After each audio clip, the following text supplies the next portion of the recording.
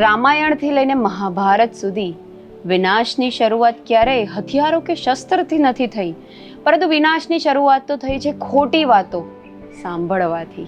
મંથરાનું સાંભળ્યું, પ્રભુ શ્રી રામને વનવાસ થયો. શૂર્પનખાનું સાંભળ્યું તો આખી લંકા બળીને રાખ થઈ ગઈ. મામા શકુનીનું સાંભળ્યું તો આખા કુરુવંશનો વિનાશ થયો. અને એક ધોબીની વાત સાંભળી તો આખી અયોધ્યા સૂની પડી ગઈ. એટલે જ કહીએ છીએ કે આપણા ઇતિહાસ પરથી આપણે શીખ લેવી જોઈએ કે ક્યારેક કાનના કાચા ના રહેવું જોઈએ. ક્યારેક કોઈ તમારા કાન ભરવાનો પ્રયત્ન કરે તો બુદ્ધિ વાપરવી જોઈએ, તેની વાતોમાં ના આવી જવું જોઈએ. અને એવું તો ક્યારેય ના વિચારવું જોઈએ કે કાન ભરવાવાળા લોકો શું જ કરી શકે છે.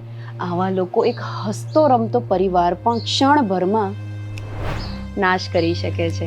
આથી જ પોતાના સંબંધો સાચવવા જોઈએ, લોકોની વાતોને નહીં પરંતુ પોતાના સંબંધોને વધારે મહત્વ આપવું જોઈએ, નહીંતર પછતાવાથી વિશેષ કંઈ જ હાથમાં નહીં આવે.